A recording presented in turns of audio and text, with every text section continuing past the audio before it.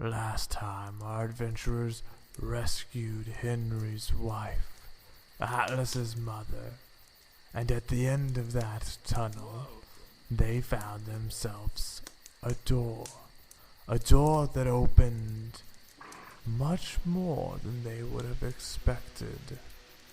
A door that would unlock the next leg of their life.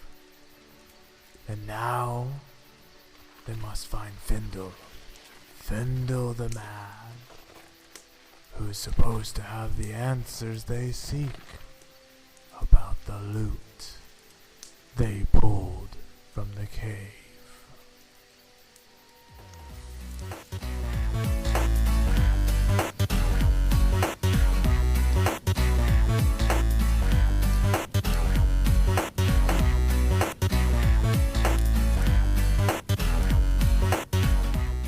With the loot in hand, the adventurers find themselves in the cave that the bandits had used as a hideout.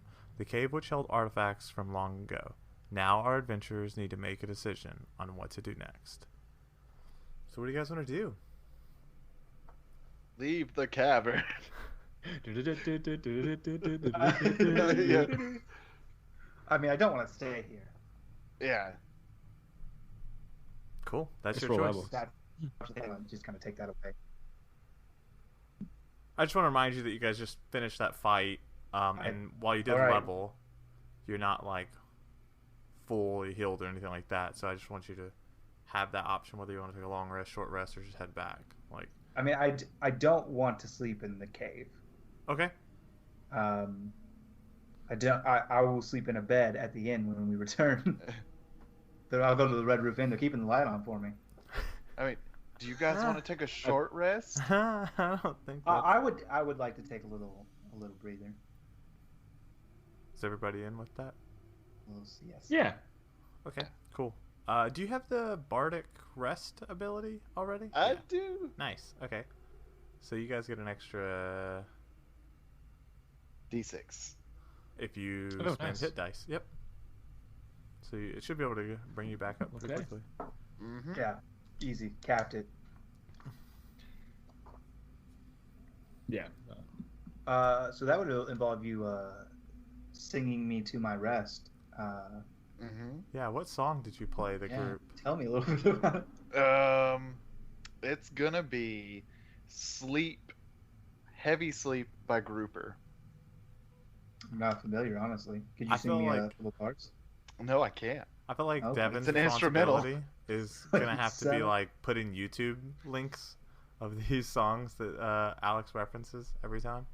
Could you play the mouth banjo for me? And just give me a little taste of what it sounds like. I'm actually not proficient in mouth banjos. Damn it. Okay, so you guys take a short rest. And you guys heal up, you lick your wounds in the last fight, and now with loot in hand, you guys make your way out of the cave, correct? Right. Yes. Cool. As you guys kind of walk your way out of this cave, you guys need to roll perception checks for me, please. Ooh. Danger around the corner. Atlas got a 5. I got an 8. The late Crescendo rolled a 3.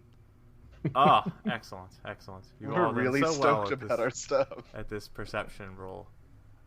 Yeah, so you guys walk out of the cave and start making your way through the woods. And probably about an hour into the walk, you guys are going to get ambushed. That makes sense. Happens Yeah. every time. I don't think we should. Is it too No, late to we say I do- was looking behind me the whole time? We deserve it. Yeah, but you roll perception checks to see if you spotted these guys. So I gave you your opportunity. And But what about my passive perception? It doesn't meet this. I So, like, guarantee it. I just picture these guys are standing at the mouth of the cave, and we just don't see them, and then they're like, "All right, well, we're just gonna attack these guys." I mean, they were hiding in the tree line that you guys exited into, if you remember. The cave was in the woods, but that's fair. So yeah, you guys are walking, and you guys get ambushed from the back, and marching orders had Me up front, Kristoff in the Atlas back. up- Yeah, You know, I was middle. You were middle? No, that's Alex Yeah. was middle boy. Yeah. yeah, because you were back, and then Henry was the very, very back. So That's true. 'Cause you couldn't see in the dark. roll a Constitution saving throw for me, please. Okay. That is a 15. You're good, but you're gonna take 2 bludgeoning damage as you're hitting the back of the head with an axe. Ow! Gosh. Yep. Damn. Yeah. Ow. And so as that happens, we're gonna have a little scenario here because behind you, you see 3 very familiar faces. You see Craig, the half-orc, and the dwarf and the elf. And Craig says, All right, well, I want your gold. I will give him my axe. I attack immediately. And I want your life. okay, roll for initiative, boys.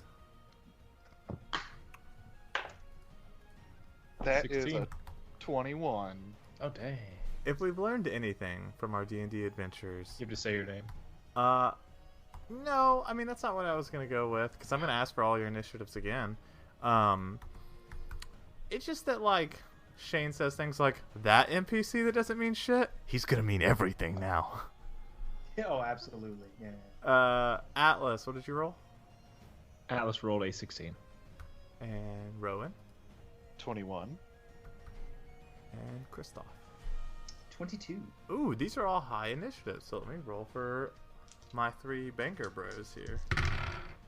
The Banger Bros. Not so good. They're like, even though they had the ambush, they're just like late to the party. It looks like. They got their surprise round. I got the blood to prove it. That's true. Okay, so let's set up the combat here. Behind you, directly in front of Kristoff, is Craig, the half-elf orc, wielding his axe in his hand.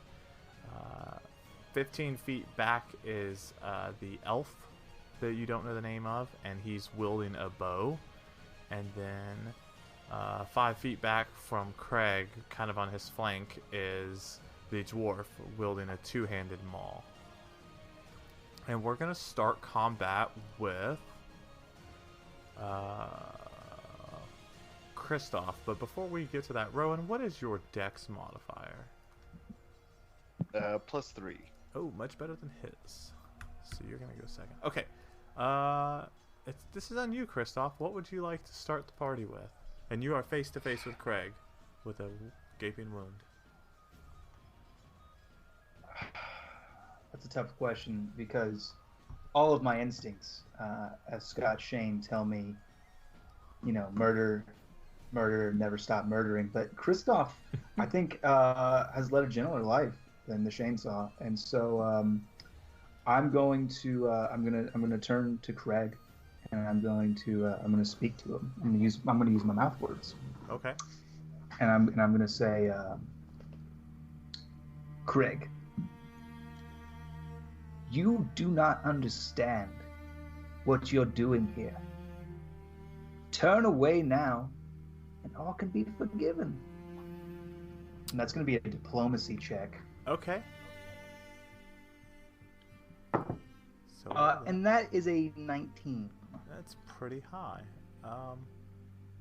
Diplomacy, kind of my steez. And he's not very bright, and so he's gonna have to contest that with a wisdom roll. So I'm gonna have to roll pretty high. So what's your total value? 19? 19 total value. Oh, I basically have to roll a crit 20. I don't. So he says, I'm pretty sure I want to rob you. yeah, no, and he looks back to his guys, and they're like giving him like the no, we're gonna rob you thing. You're better than that, Craig. You're an adventurer.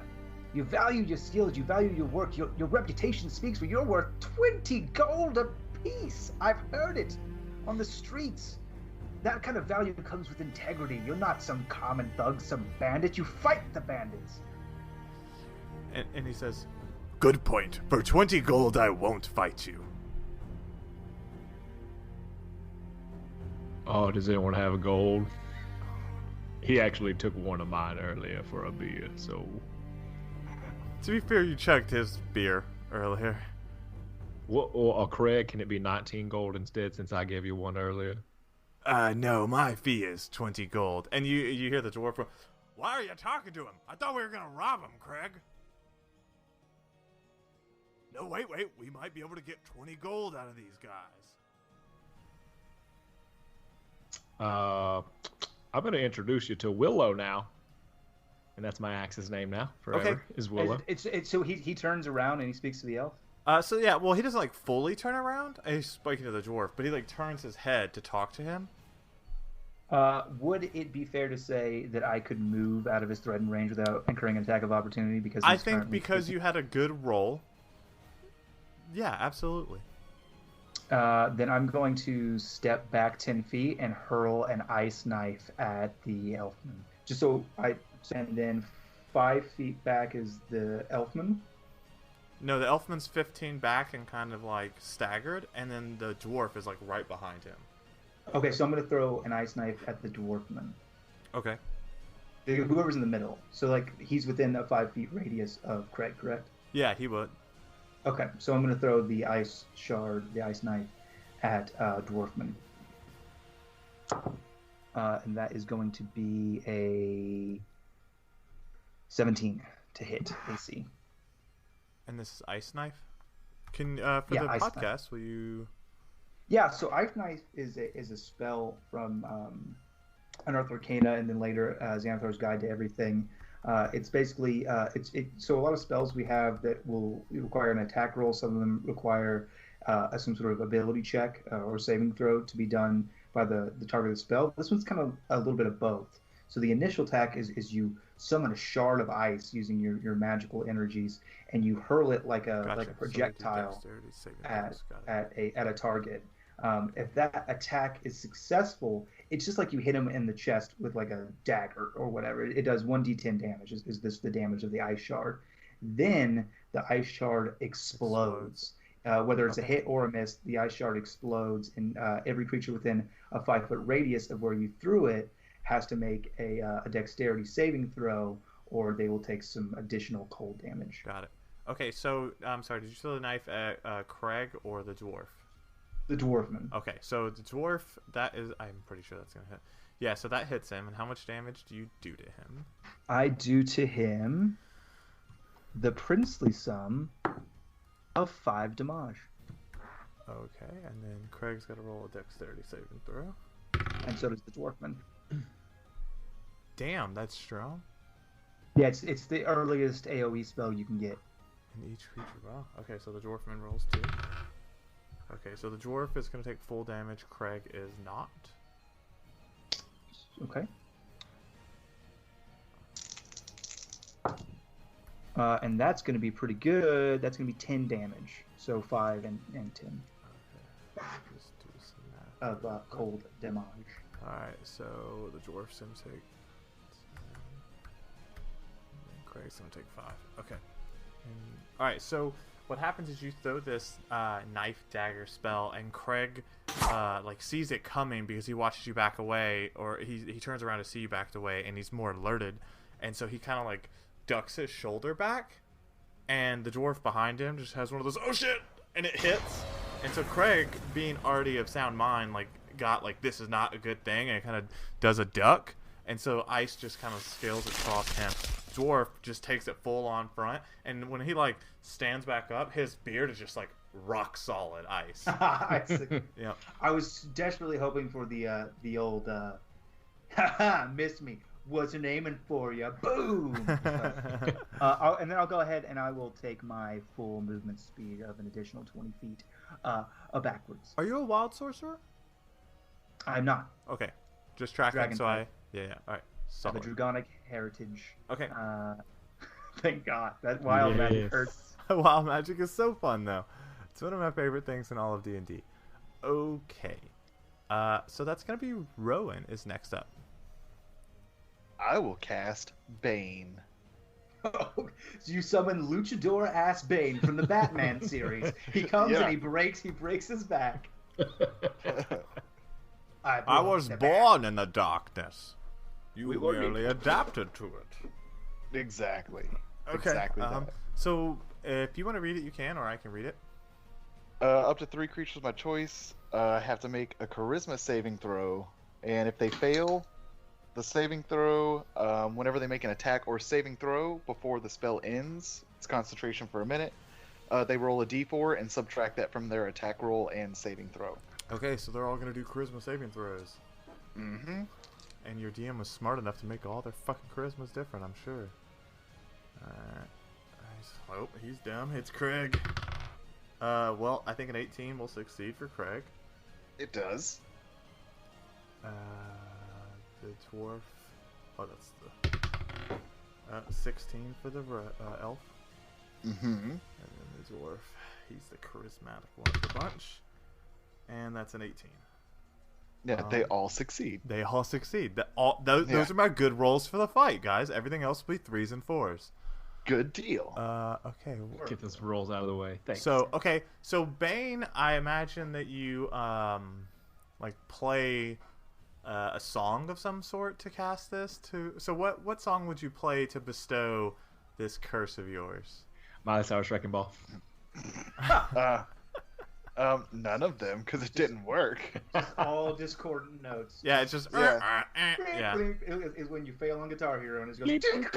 Yeah, just to Yeah. upset you. Yep. Okay. Yeah. All right, that's solid. So Craig, man. So Shane, just so I'm tracking, you went behind both your teammates, correct? Oh yeah, I for sure get 30 full That's. people. I wanted to make sure I heard that correctly. Okay. So Craig's gonna run up. Actually, this is like poetic, right? He's gonna run up to Rowan, and he's gonna say, "Worth 20 gold, am I?" And he's gonna attack. And let's see. that was always your claim, not mine. Don't put that on my. No. Rowan came and goes 20 gold a piece. Remember, he like talked shit about him. So this is poetic. It's super not. So he like runs up and cocky enough. He still +5 to hit. It's not even better. So he comes in and goes sideways and is getting really cocky about his ability, and you're like almost haphazardly, you're just like fumbling with your thing trying to get your Bane spell to work, and like you look up and just kind of like sidestep, and he just like whips you. You're like oh that's cute, you're right there, and messing with your violin, so I'll pay attention to you in a moment. Well, I have a lute now. Oh, That's a why lute. I suck with it. I'm figuring it out. There we go. That's right, because you have this magical loot. Okay, cool. Next up is going to be Atlas. So just to repaint the field, it's Atlas, Rowan in between you and Craig. Craig, now 5 feet closer, and then the dwarf 10 feet behind Craig, and then the elf kind of at an angle backwards to the back right. I about want to 20 attack feet. Craig wherever he might be. Yeah, you step up to the side of Rowan and you swing your mighty weapon. It's a 21. That tracks. Let me check my notes. Yeah, that hits. I say, let me show you how that swing is done, and then I swing that way. Swing this way. I heard you do swing that way. That is a. Oh gosh. That is a 9 damage. Ugh. So he you come inside swinging just like he did, and he brings up his axe to try and meet you, and misjudges and just takes a big hunk out of his arm. Blood just swirls all through the air as that happens.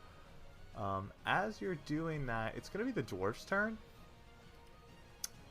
And I mean, assuming you're done, Devin. Yeah, that's it. Okay, cool.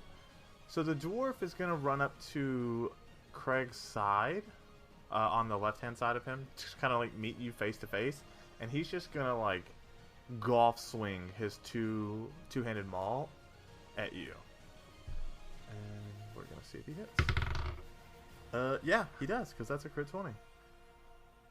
Let's see. So we're gonna roll damage twice. I gotta reroll that one. That one fell. That's actually works out for you, Devin, because that's a 1 instead. So 7 and 7. So you're gonna take 14 damage. Holy crap!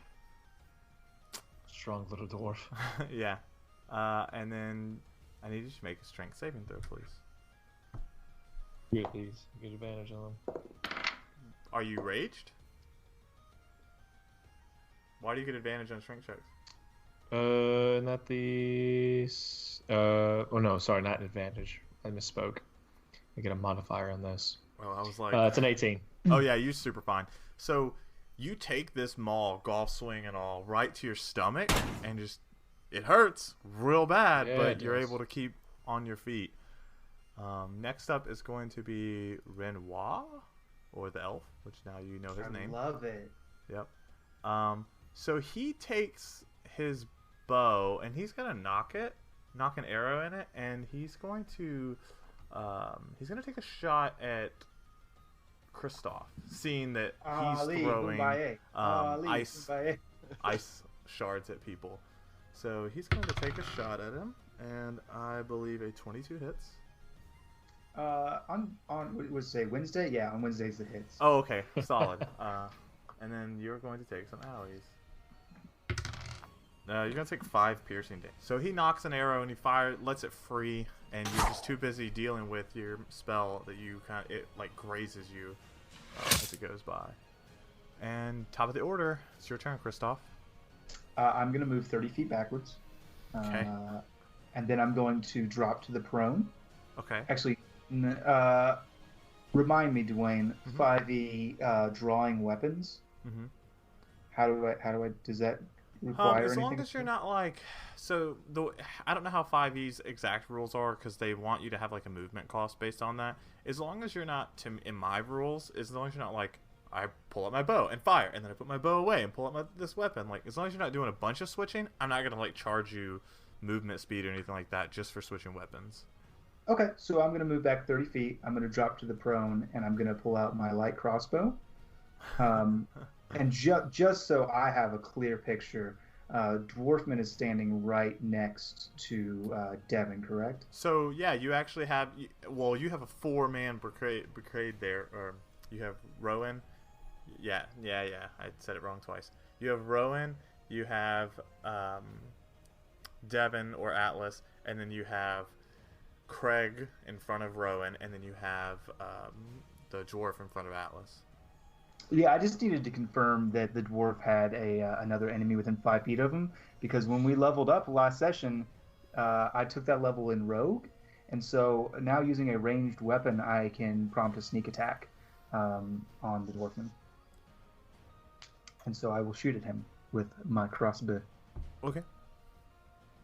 So that's a light crossbow. It is a light crossbow. And Yeah. how far away are you? I should be. We'll say you're 60 inside of feet 60 from him feet. now. Yeah. Yeah. You're close enough that it doesn't matter. And that's going to be 16 plus dex is That 3, hits. 19. That hits. Okay, so it's going to be 1d8. That's 7 plus a d6 is a 3, 10 damage. You lay down, and you kind of like line up your shot, and he's too busy hitting Atlas in the stomach with his sweet maul. And you get off a shot, and it like pierces through his collarbone and sticks out the other side, and he's looking super bad. Super bad. Rowan. And unless you have anything else, Kristoff. Nope, that's it. Okay. Yeah. That's Cool. it. Rowan, your turn. All right, then I want to swap the Lute out for my rapier and pig stick the dwarf. Okay. Cool. Hitting him with the pig stick. Yeah, I'm not gonna hit him with the pig stick Okay. unless it's 7 hits. Not this time. And so I think, It's Wednesday. yeah, it's Wednesday. Wednesday changes the rules. So I think when he like reaches down, like kind of leans over as the arrow hits him, and right as you're like trying to re-stab that arrow wound, he just kind of ducks down, and you go high on it. So Craig. Oh, it's not Craig's turn yet. Okay, go ahead. Because I want a bonus action healing word on Atlas. Okay, He cool. took some owies. Sure. Yes, he did. So what's that word you say to him? I want to know. Friend. Craig Hit him- just has hit a him tear with- in his eye as you say that. It heals 7. That's- it's Hit like him- a little time. hit Yeah, him- it was max. Nice. Hit him with the Care Bear stare. Sure did. I can't hit anyone else, but I can help my friend. Yeah, then I'm done. I don't want to get any opportunities yet. Okay. He's still upset with you for, talking shit about him. So he takes that axe and he puts it in both hands, and he's just going to swing on you again. Fuck. I don't think a 9 hits. Wait, yeah, I don't think a 9 hits. Alright. So he puts his axe in both hands, and he strikes at you, but you're just too nimble. You take a step backwards, again sidestepping, just proving that you are nonchalantly moving out of the way of every one of his attacks. I want to like slow jerk at him too, like eye contact and all. Yeah, you do that. You give him an obscene gesture. That is your right. That is your right to taunt the opponent. Atlas, it is your turn. I'm definitely just gonna keep attacking good old Craig. Okay. But this time, I'm gonna go rage mode. Okay, cool. So you use your bonus action to turn angry, and you're going to attack Craig. That sounds like I'm angry. Like that's how he knows it's going. Okay. Oh, Oh no, he's in trouble. Woof. 15. Let me check. Survey Close. says that's a hit. Oh, Yatta! woof. All right, fantastic. Give it a D12. Ooh, That's 11 plus 3 plus 5, 16. Okay, so you take your two-handed axe, and Craig is too busy licking his wounds from missing, and you cut him right across the neck, and he goes down. Tasty. I'm done. That's it. All right. Is it fair to say that the last thing he saw was my obscene gesture? I think that is fair to say. I think that's exactly what happened. He's like shocked by what you're doing, and just doesn't even see Atlas come across his neck. As he bleeds slowly, the life draining from his eyes, he looked at you, slow jerking. Yeah. Next up is going to be the Dwarfman. He wondered in his mind if there was a god. And so The the obscene gesture Dwarfman, said no. now seeing Craig on the ground, bleeding out, is going to take a swing against you again, Atlas, for striking down his friend. I'm going to say that hits. I think a 23 hit. Yeah, last I checked. It's pretty close. Let me check. Yeah. Confirmed is Okay. Wednesday. So he's gonna take this maul and shove it like a vertical thrust straight to your chest and do 11 damage. 11. Have resistance. Does that help? I mean, yes. Resistance means you are going to take 5 instead. And then I'm going to need you to do a 11. strength saving throw, which you are good at. Which I had advantage on. Mhm. Yeah, so that's a 15. The highest. Yeah, you're good. So, you kind of like bolster your chest out, like, ha, I killed Craig, and just take it straight on in the chest, and he like looks shocked that he's like, oh, that usually does something. Usually people move when I hit them with my giant hammer.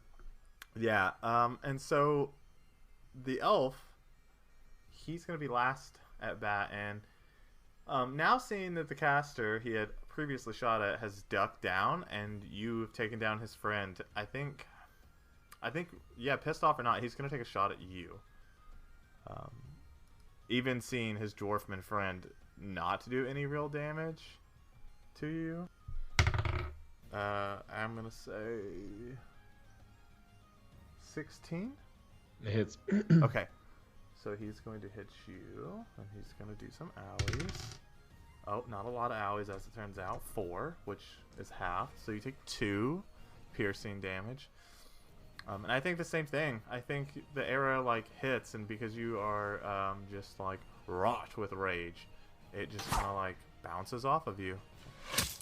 Almost magical in nature. All right, Kristoff, top of the order, bud.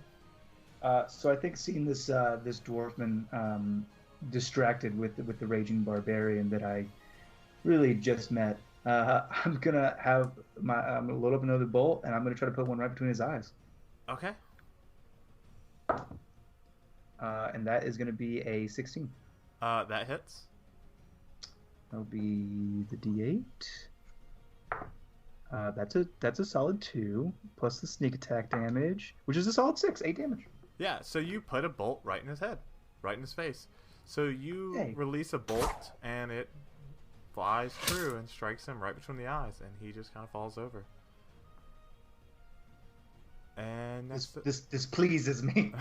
Yes. you're a murderer. Next is Rowan. No, defending. I try to give him an out, man. Hey, you This classify is it whatever you want. self-defense. Hey, Yeah. murder still, just justified. No, manslaughter. No, self-defense. No, Super self-defense defensive doesn't make it manslaughter. not murder. It's still the act of murder. No, the act is taking a life. Murder is the crime. You go ahead and do your turn, Rowan. While I'm I just an Google. orc trying to get behind the world. Alright, well, those two are down. Hey guys, it's your DM Dwayne. I wanted to take a minute out of the episode to say thanks for listening. As always, you can go to Twitter, Instagram, or Facebook to follow us. Please follow us on Facebook. There's some stuff going on there too. It's just as good as our Instagram, I swear. In fact, there's a little bit more content there. We're also cooking up some really cool giveaways, like custom made, can't get them anywhere else style giveaways.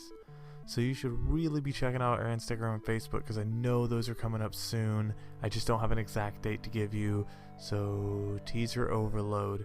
Also, we would love to hear feedback on the episodes, because we're putting a lot of work into them, and I know we're trying to do a couple different cool things, at least in our mind. So give us feedback, please, because we're trying to do it story mode / real D&D talk at the same time. Either way, I also want to say on the behalf of the guys, thanks guys. You guys are some of the best players to play with, and I don't think this podcast would be nearly as entertaining or fun to do without you guys. So thanks for listening, and enjoy the rest of the episode. I will rush the fancy named elf that I already forgot the name of. Okay, Something cool. French. Wrench? Something French. It was like bidet or something. Yeah. Oh, yeah. That's what we're tracking. Good day. Yeah, I'm gonna attack the bidet. So with you the run wrench. up to him to attack him? Yeah. Okay, cool. You do that. Well, does a 16 hit? Let's check. It does. Oh, sweet. And I do a big 6 damage. Yeah, so you run up and you poke him with your sword. So I would say you poke him, you go to attack and he shifts to the right, and so you take a glancing blow. He doesn't love it. Good. Anything And then else? I'm gonna give some bardic inspiration to the barbarian rager. Okay. Yeah, what do you say to him to inspire him? For Henry. Oh! Yay! Okay. And it's now Atlas's turn. So I strut on up, 2 hands with Willow, just bloody as can be. With a big grin Very across your nice face. jaunty little trip. Yeah, a little jaunt, and then going straight up attack. Okay. Okay. And remind me, the bardic inspiration is a 1d6 on a roll after the result. No, so the roll After happens. You rolled it before you know the Yeah, result. so you can Mhm. roll it, and you And say you determine. roll a 12. You can go, do I Okay. want more? I rolled a 12. I'm gonna keep it because it's a 17. That should work. That's kismet. I need to go do the lottery right now. All right. I screw this Roll attack. podcast. Yeah, that hits. Okay, it's not great damage. 4, 5, 6, 7, 8, 9 damage. I mean, still lots of damage at this early level.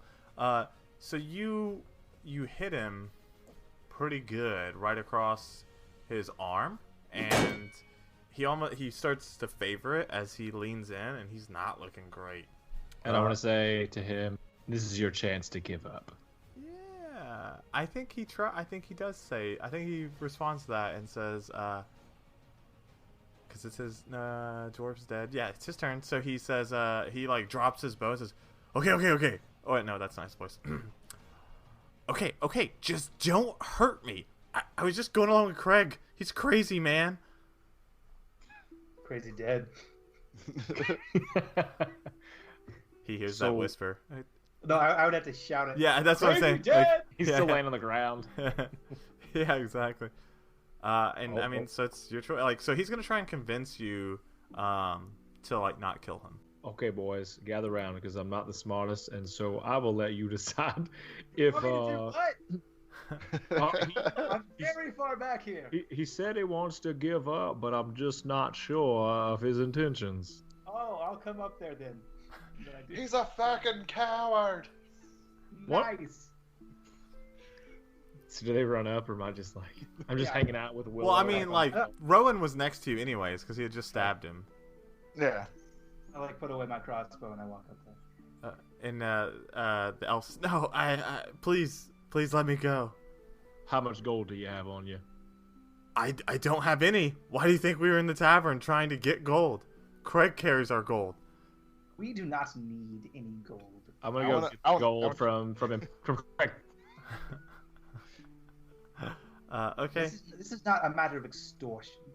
These gentlemen, they are the ones who extort. They prey upon the weak. This one will answer to the magisters. Are we the magisters? We are not. Oh, okay. I want to search Craig for gold. Okay. You find 20 gold on Craig. I'll take the 1 and the 19. Thank you, Craig. Now I know you followed Craig, and I know I was on his list. I was top of Craig's list. No. To be honest, Craig can't write. But I'm pretty sure he's more angry at the singing fellow. That super adds up. But you're gonna meet your due justice with the magisters. Oh, okay. I don't I'm care not about sure what Craig's you missed mean. encounters.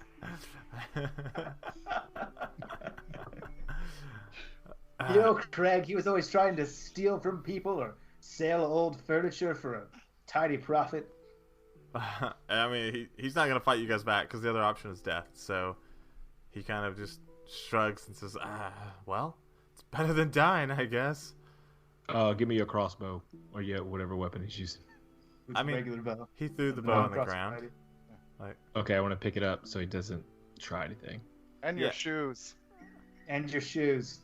Okay, so he kneels down and with one arm unties his shoes because he's favoring the other arm that's now missing a giant chunk from an axe. I'm sorry about that, but you should have attacked. I Hey. mean, Yeah, Atlas, do you know how to use that bow there? I don't, but I was. If you do, you could certainly have it. I just want this fellow to use it against us. That's fair. I'm gonna just put my crossbow at him and be like, somebody search him for hidden weapons. I You could will have a search. dagger or something. We have a nice pat down. okay. Roll a perception check as you search him, or an investigation check. Excuse me. Well, if he has something, I probably didn't find it. It's a 7. I touched his back and was like, yeah, he's clean. No, I think he spreads out one arm and you walk around him and you kind of just give him a glance looks clear. I don't think I need to touch him. Looks fine. I don't blame you, but we got to keep an eye on this one. Why don't we just have him completely stripped naked? I mean, I'm not so much into elf wang. I appreciate that I can Well, he'll keep be my marching in clothes. front of us, so we don't have to see it. I do favor elf bottom. All right, so we escort him back to town. Yeah. We're back to- Naked. Okay, so you guys, you all gained 300 experience, by the way. Well, Oh, no, nice. excuse me, 200 experience.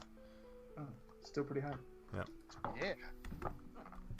We stopped an guys. ambush. Yeah, you guys only killed 2 of them, so. I'll do this. I'll give you 250 for the cleverness of Of our cleverosity. well, just taking him hostage instead of straight up killing him. Yay. Atlas, you had the exact same experience as Kristoff, so whatever Kristoff is at, you're at that now. And Which then- will put you at the princely sum of 701/2. And then Rowan is 50 experience further than everyone else, so. Correct. Because he's the chosen one. He's the chosen one. Okay, so you guys walk. You guys walk further, and it's starting to get darker. But you see the town. You can see the wall, and the 2 towers stand tall over the walls. Guards posted on each tower, standing vigilant over the coastal town of Oxbane. You can see the gentle light of torches fill the night sky, and the stir of the town as it echoes over the walls into the fields as you approach. And as you approach, there's unless you were gonna stop before that. I was gonna like hail the guards. Yeah, I was about to say that's what I was about to do. So you run into as you're like walking a guy point blank. There's a guard, and his name is I already had a guard. Guard number 1. Yeah, no. So the guard, a half elf soldier, walks up to you in the guard's garb, and you can see the sigil of the town. And he says, what do you have here? I'm going to take the elf's clothes. Like, I'm going to take his shirt, and I'm going to rip a strip off of it. And I'm going to take that, and I'm going to tie it as a bow around his neck. And I'm going to do my most flagrant bow, and I'm just going to say, a gift for Magister Tressel from Kristoff Shindo. Okay. Did this guy do something wrong? Oh, he's super a criminal. So we don't do slave trades here. Nope. No, not slave trade. Bandit. Bandit criminal, cleaning up his streets. Compliments Kristoff Shindo and the boys. And then you hear a guard from the tower go, "Is that Renoir? That Yes, looks like Renoir. Renoir!" Yes, it's Renoir. It's Craig's friend. They ambushed us in the woods for our money. I fucking hate Craig! Yeah, he's a piece of shit, but he's dead now. I killed him. Oh, correction. I killed him. That's true. He killed him. I helped. That guard says, Hey, Chiringa, take him home. Take him to the guard tower place. And so Chiringa, the half-elf guard, also an artist on Instagram. Hit him up, Chiringa Tunes. Yep, Chiringa_tune. Go hit him up. There's posts of ours that they did sweet fan art. And so Chiringa like grabs this guy and says, "Okay, I'll let my captain know that you guys brought him in. I appreciate the hard work." And she begins to walk him out, and he begins to walk him out, and as he does so, another guard kind of comes down from the guard tower and takes his space. And there's only one place for weary adventurers. The Red Roof Inn. Red Roof Inn. We'll keep the light on. Okay, so you guys want to go to the inn and rest? Of course. Okay. Yeah, that'd be lovely. Cool. So you guys, we'll just head there. So you guys go to the Red Roof Inn and kind of pop in, and it's busy because it's nighttime. That's kind of where people go for entertainment. I believe they have a band there. I can't remember though. Let me just check the notes here. Excuse me. But either way, so you go into the Red Roof Inn, and you see everybody drinking and having a good time, and you now can get a room. What time of year is it? It's gonna be fall, so it's just starting to get chilly. Oh, fantastic! Then I would like to order some mulled wine. Okay, cool. So I'll have a rainbow bowl. Oh, what? Is that one of the things that's like a fish bowl with like 8 different colors and a bunch of chunks of fruit in it? It is now. Okay. I mean, I think this is a fantasy D&D, so I think it's a bowl full of actual rainbow prisms from fucking the ethereal plane. It is. It's exactly that. So as you walk up, you notice that the barkeep is super tall.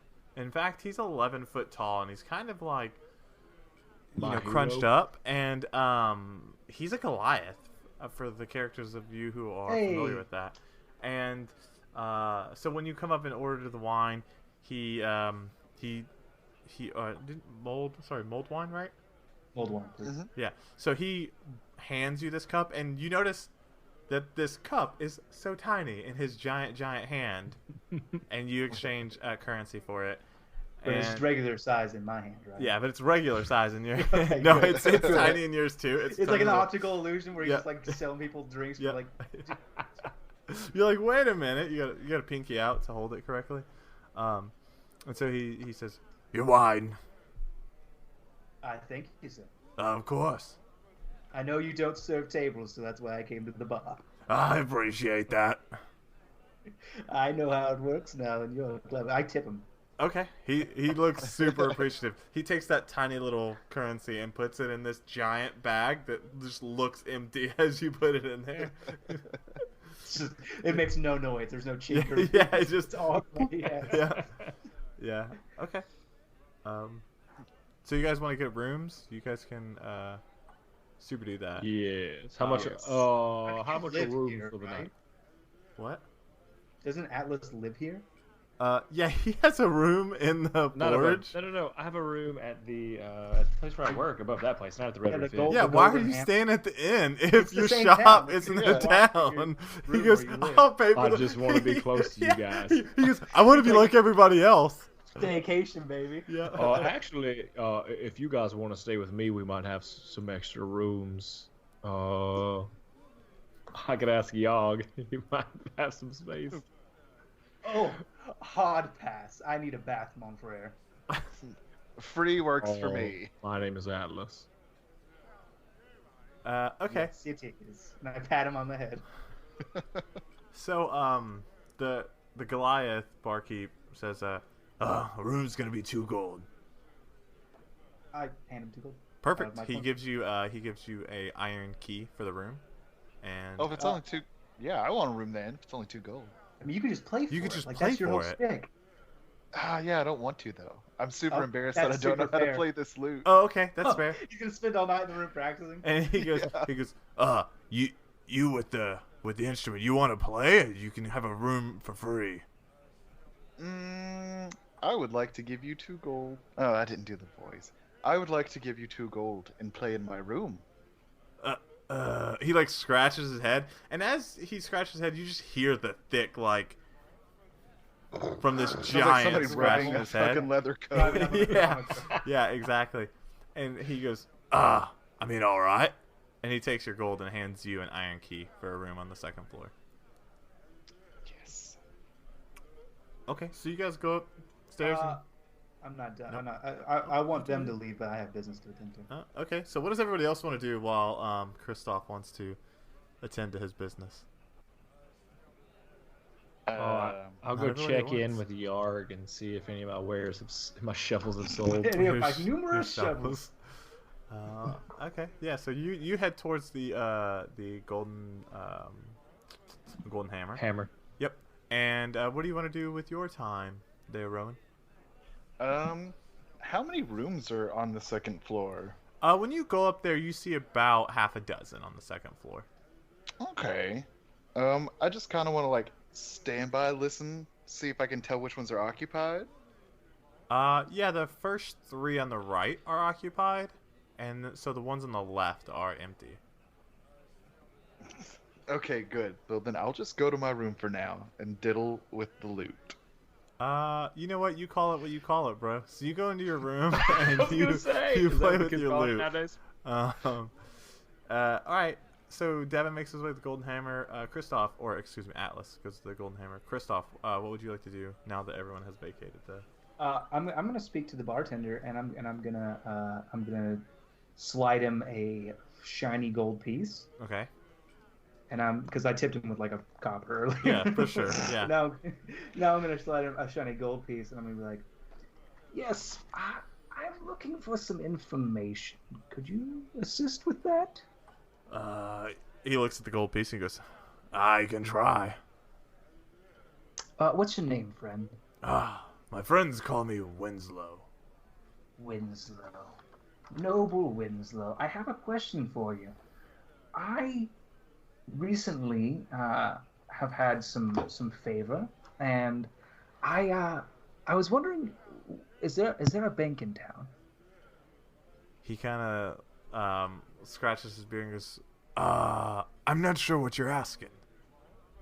Somebody where I could exchange currency for a letter of credit.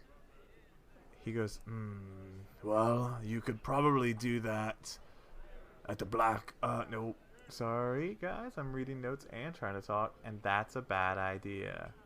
If I do that at the bank.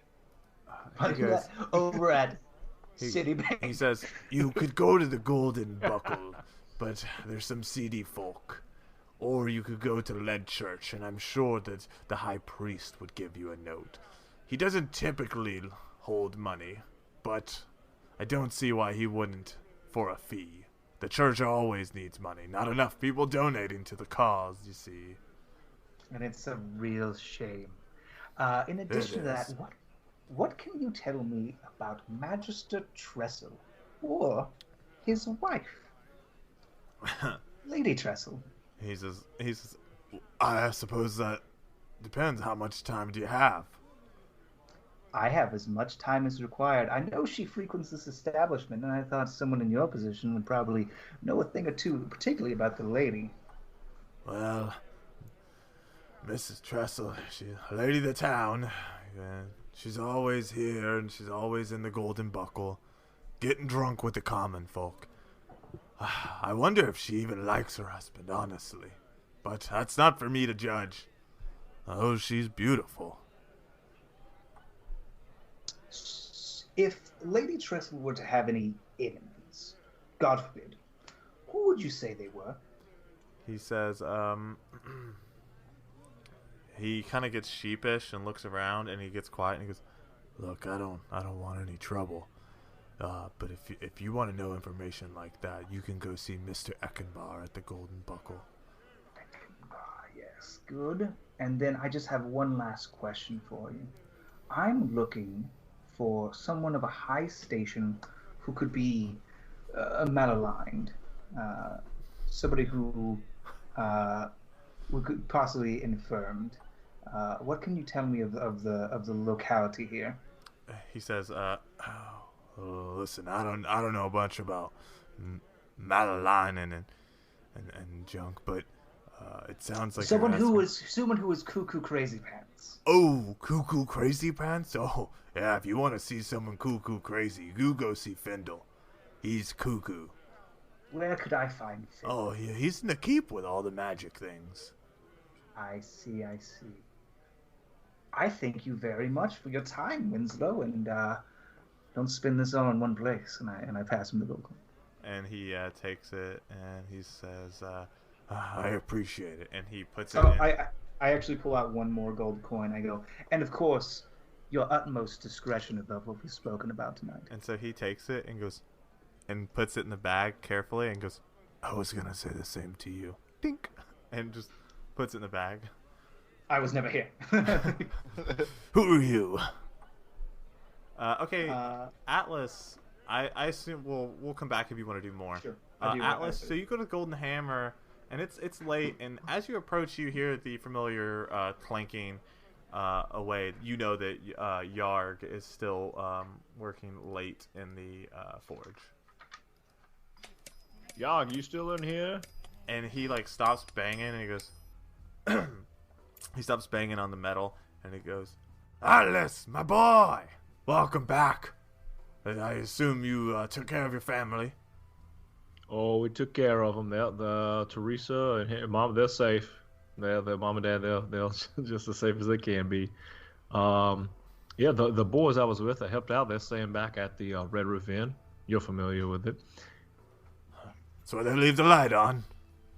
Always, yeah. So I just want to see if any of my shovels had sold while I was gone. He looks at you, looks at the pile of shovels, and goes, It's hard to tell. I never counted them. he goes, that the pile might have gotten smaller, but honestly, I've just been throwing them in with other deals. So I guess what's my cut this week, Yog? It's the same as it is every week. You don't work Which on commission. is? I don't. Which He is? hands you 5 gold for the week's work. Fuck. Well, thank you, Yog. Isn't it that 5 gold that you owe me upon completion of the Yeah, it is. I don't know. We haven't discussed And it. he says, Everything turn all right? Well, I guess if you mean my mom and pops are alive, then yes. Yes, it did. I guess as long as you feel good about that. I do. Oh, perfect, my boy.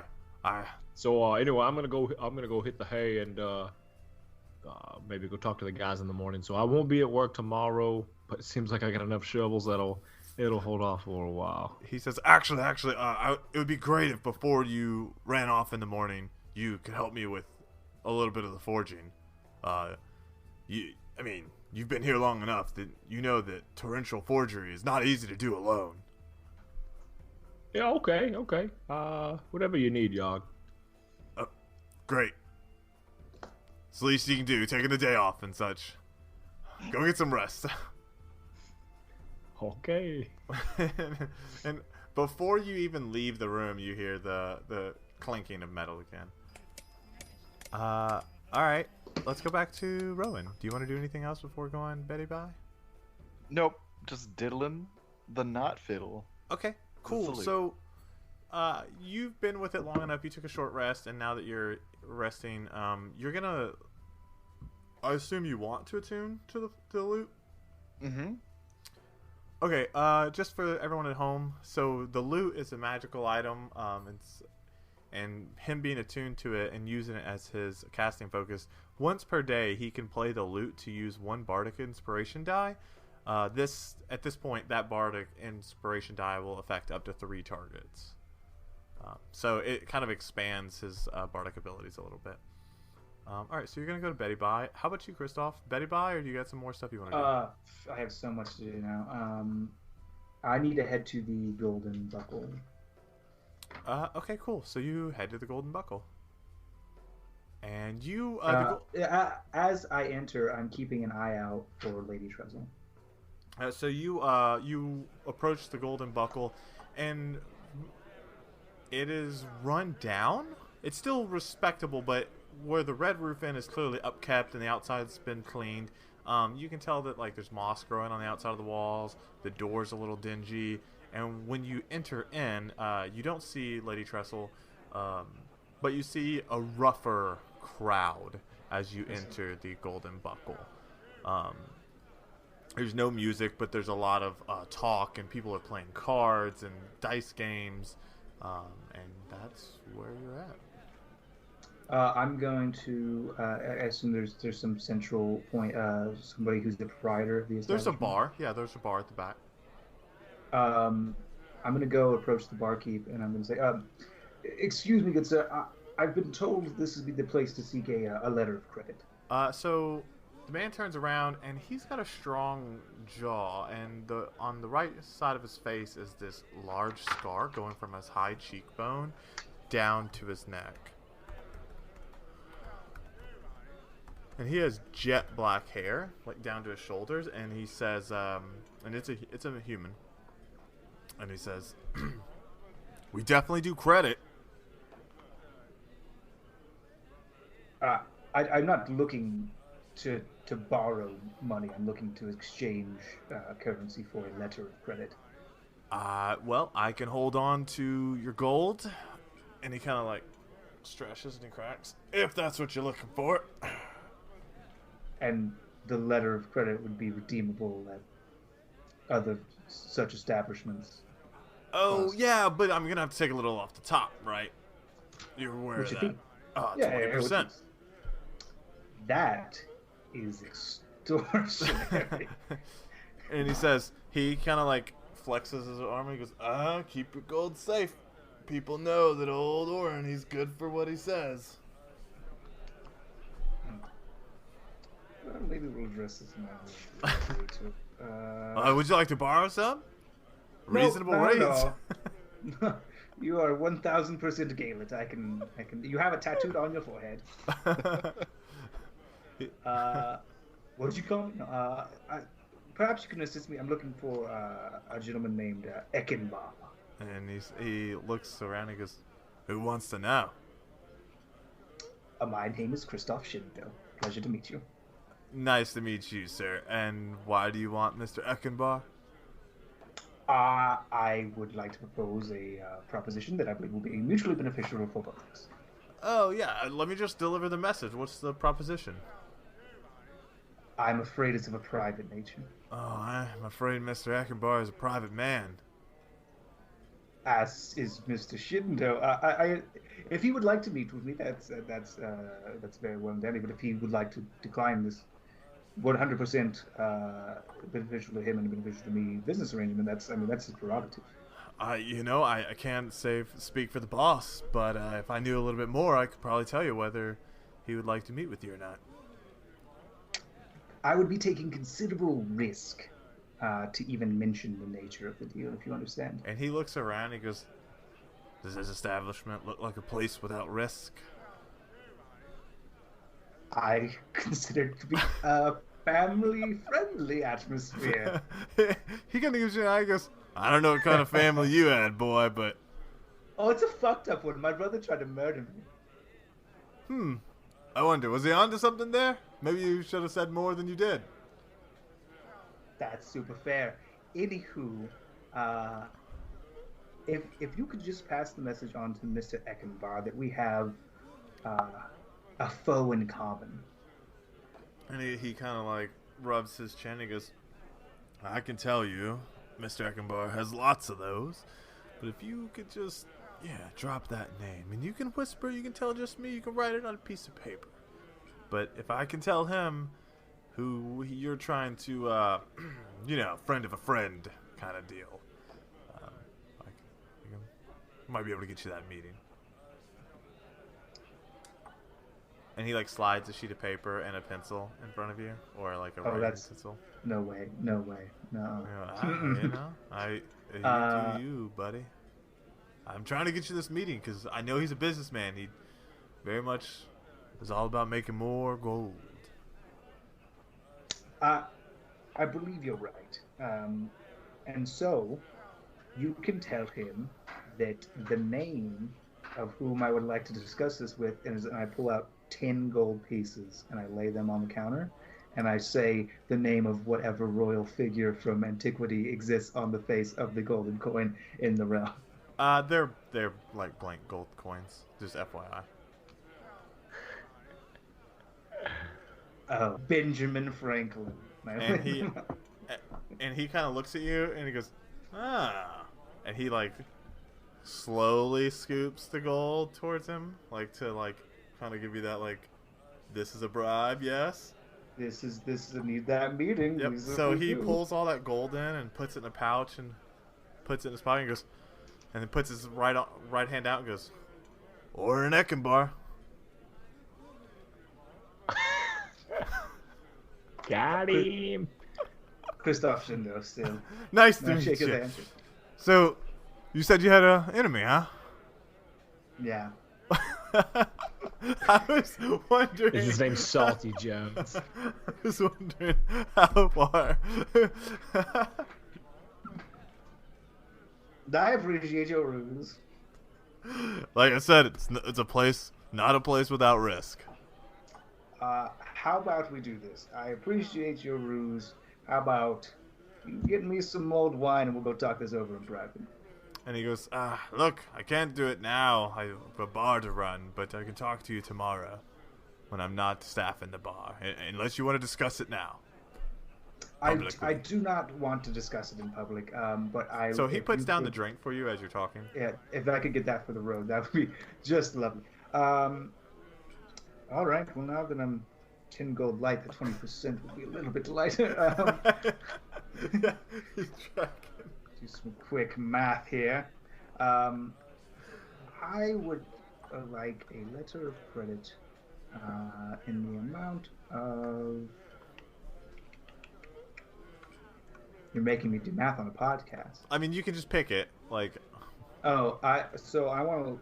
I'll deal with the 20% or whatever. I have and we'll round down. 216 gold. Okay. Well, you have 200. Is that after you paid up your dues? Yes, I've played. I've all the drinks, Okay. my room, the bribes. Okay. 216. Do you want to put all of it in? I do not. I want to retain 30 gold. Okay. Actually, I want to retain. I want to retain 50 gold. All right. You want to retain 50. Okay. Cool. I can deal with that for you. So you're gonna hold on to 50 and put 166 in, and then we're going to take that cut. So you're gonna have a note for 133 because I'm rounding. I'm rounding up in your favor, to be fair. Oh, I was rounding up out of his favor. I gave him. Yeah, I used the calculator, and then it's 132.8, so I rounded up. So you hand him this stack of gold, and he goes, "Well, that's the 20% still a thing." I understand. It's actually in a small lockbox. So here you go. You just hold on to that. he goes, "This is perfect," and puts it below the timer. Don't even need to lock it. And he quickly scrawls out a note, and from below the bar, he pulls out a seal, and he takes his left hand and kind of heats up the seal, and stamps it, and a wax seal comes across, a golden buckle wax seal, which is just like a buckle on the note. Just to be clear, this can be only cashed in by me, correct? And he said, "If that's what you want," and that's what I'd have him write it up as. And so he adds that because he just did like a note, like this note gets you 133 gold, and so he puts your name on it. Okay. And he asks you to sign it. I do sign it, and I do want to check it for obviously any signs of deceit, because this fooled me once, shame on me. Yeah, sure. So roll an investigation check. Yeah, sure thing. That's gonna be 15. Yeah, it's super real. Okay. It's super Word. solid. Yeah. I wish you would have rolled 5 so I could say, yeah, you believe it's real. He goes, well, we can talk tomorrow. Just come around noon, a little after. I'd be happy to talk.